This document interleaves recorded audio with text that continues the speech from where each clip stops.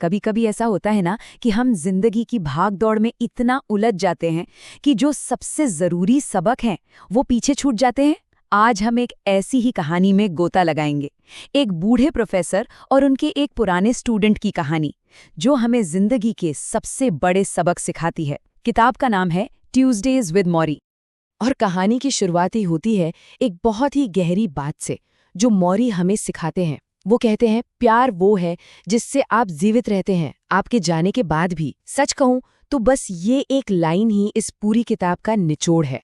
तो चलिए शुरू करते हैं पहले हिस्से से, जिसका नाम है एक सौम्य क्रांति। ये उस बदलाव के बारे में है जो धीरे धीरे हमारे अंदर आता है।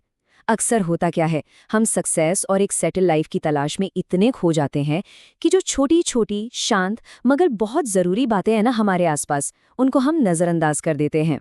तो एक बात तो साफ है, ये किताब सिर्फ एक कहानी नहीं है। नहीं, ये जिंदगी पर एक बहुत गहरा चिंतन है।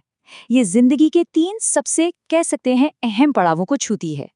डिग्निटी के साथ बूढ़ा होना, सच्चाई से मौत का सामना करना, और जो सबसे जरूरी है, एक मीनिंगफुल लाइफ जीना। अच्छा, इस कहानी के सेंटर में 2 लोग हैं और दोनों ही जिंदगी के 2 बिल्कुल अलग छोर पर खड़े हैं। एक तरफ है मॉरी श्वार्ट्ज, वो अपनी बीमारी के बावजूद बड़े ही ज्ञान और शांति के साथ मौत को एक्सेप्ट कर रहे हैं। और दूसरी तरफ उनके स्टूडेंट मिच एल्बॉम, जो करियर में तो सफल हैं, लेकिन इस भाग दौड़ में उन्हें महसूस हो रहा है कि अंदर से उनकी आत्मा वो खाली होती जा रही है। अब थोड़ा मौरी के बारे में बात करते हैं। वो इस कहानी के, आप कह सकते हैं, एक ह्यूमन लाइट हाउस है। ठीक एक लाइट हाउस की तरह मौरी सिर्फ अपनी जिंदगी के खत्म होने का इंतजार नहीं कर रहे, नहीं, बल्कि वो उन लोगों को रास्ता दिखा रहे हैं जो आज के इस भाग दौड़ वाली जिंदगी के धुंध में कहीं खो से गए हैं।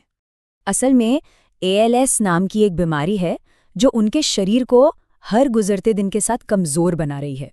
लेकिन कमाल की बात क्या है पता है, कि जैसे जैसे उनका शरीर जवाब दे रहा है ना, उनकी आत्मा, उनकी स्पिरिट, वो और भी मजबूत और भी इवॉल्व हो रही है ना। ये एक कमाल का पैराडॉक्स।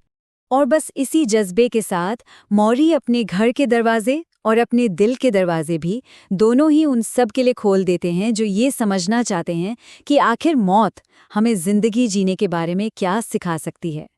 मौरी ना हमें जिंदगी में मीनिंग ढूंढने का एक बहुत ही सीधा साधा फॉर्मूला देते हैं।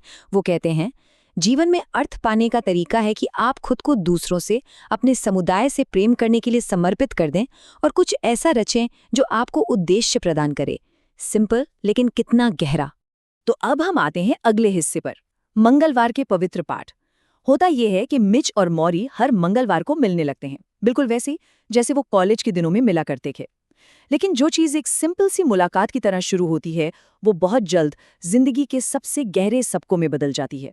ऐसा लगता है मानो ये आत्मा के लिए एक पूरा कोर्स हो। और हर मंगलवार वो जिंदगी के सबसे बड़े, सबसे मुश्किल सवालों पर बात करते हैं। सवाल जैसे कि हमें उम्र बढ़ने से डर क्यों लगता है? क्या पैसा सच में खुशी दे सकता है? शादी और रिश्तों का असली मतलब क्या है? माफ करना इतना जरूरी क्यों है? और आखिर में मौत क्या है? उम्र को लेकर ही सोचिए, समाज का नजरिया क्या है? हम झुर्रियों से डरते हैं, राइट? उन्हें बुढ़ापे की, कमजोरी की निशानी मानते हैं। पर मॉरिस का नजरिया वो बिल्कुल अलग है। वो तो झुर्रियों को संजोते हैं, उन्हें अनुभव का खजाना मानते हैं, न कि गिरावट का कोई सिंबल। फिर आती है पैसे की बात। हम सब यही सोचते हैं ना कि पैसा हमें हर मुसीबत से बचा लेगा, एक सिक्योरिटी देगा। लेकिन मॉरिस भ्रम को तोड़ते हैं। वो कहते हैं कि असली सुरक्षा वो पैसे से नहीं आती, वो प्रेम से मिलती है। सोचकर देखिए, मुश्किल वक्त में पैसा काम नहीं आता, बल्कि प्यार करने वाले लोग ही साथ खड़े होते हैं। और ये समझना बहुत ज़रूरी है कि उनकी ये जो बातें थी ना, वो कोई क्लासरूम का लेक्चर नहीं थी, बिल्कुल नहीं। ये तो दिल की बातें थीं, एक तरह की स्वीकारोक्ति थीं, जिंदगी के छोटे छोटे पलों का सेलिब्रेशन था और मन के बोझ को हल्का करने का एक तरीका था। चलिए अब मिच के सफ़र पर आते हैं, जो अपनी जिंदगी में मीनिंग की तलाश में है। शुरुआत में मिच हम में से कई लोगों जैसे ही हैं, एक कामयाब जर्नलिस्ट जो डेडलाइंस और सक्सेस की रेस में इतना फंसा हुआ है कि उसे अपने अंदर की आवाज़ ही सुनाई नहीं दे रही। लेकिन मौरी के साथ वक्त बिताते बिताते मिच बदलने लगता है। सबसे पहले उसकी जिंदगी की रफ्तार धीमी पड़ जाती है। फिर वो सिर्फ बातों को ही नहीं बल्कि खामोशियों को भी सुनना सीखता है। अब वो शोहरत के लिए नहीं लिखता बल्कि सच्चाई के लिए लिखता है। और आखिर में वो अपने उस पुराने मैं को फिर से खोज लेता है, जो पैसे से ज्यादा ज्ञान को वैल्यू देता था। तो एक तरह से देखें तो मौरी का धीरे धीरे कमजोर होता शरीर मिच के लिए एक आईना बन जाता है। एक ऐसा आईना जिसमें मिच अपनी खुद की स्पिरिचुअल कमजोरी और खालीपन को साफ साफ देख पाता है। और पता है इस किताब की सबसे खास बात क्या है? इसकी पन्नों से परे गूंज। मतलब ये किताब आपको रेडीमेड जवाब नहीं देती, नहीं, बल्कि ये आपसे कुछ सवाल पूछती है, आपको अपनी ही जिंदगी के बारे में सोचने का एक मौका देती है। ये आपको रुक कर सोचने पर मजबूर करती है, आखिर मैं किस चीज के पीछे भाग रहा हूं और क्यों? क्या वो सच में मायने रखती है? ये आपसे पूछती है, क्या मैं अपने रिश्तों में, अपने लोगों के साथ सच में पूरी तरह से मौजूद हूं, फिजिकली भी और मेंटली भी? और फिर एक और बहुत गहरा सवाल आता है, क्या मैं सच में जानता हूं कि प्यार कैसे दिया जाता है? और शायद उससे भी ज्यादा जरूरी कि प्यार को एक्सेप्ट कैसे किया जाता है। और आखिर में ये हमें हमारी लेगेसी के बारे में सोचने को कहती है कि मैं इस दुनिया में अपने पीछे क्या छोड़कर जाना चाहता हूँ।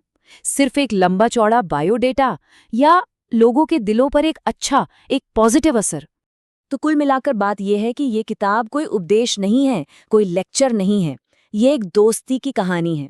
ये इस बात को एक्सेप्ट करती है कि हाँ, हम सब में कमजोरियां हैं और शायद इसीलिए आज के दौर में जो अकेलापन है ना, ये उसका एक बेहतरीन तोड़ है। मौरी का आखिरी संदेश हमारे लिए यही है कि जिंदगी की खूबसूरती को पहचानने के लिए किसी बड़ी मुश्किल का इंतजार मत करो और अपनी जिंदगी के बारे में सोचना, उस पर चिंतन करना, उसे कोई लग्जरी मत समझो। ये जीने के लिए एक जरूरत है। और आखिर में मौरी हमें उस अंतिम सच के साथ छोड़ जाते हैं जो शायद इस पूरी किताब का सबसे बड़ा सबक है। वो कहते हैं, मरना जीने का विपरीत नहीं है, ये उसका सबसे ईमानदार प्रतिरूप है। ये बात हमें याद दिलाती है कि जब हम मौत को समझते हैं तभी हम जिंदगी को सही मायनों में पूरी तरह से जी सकते हैं।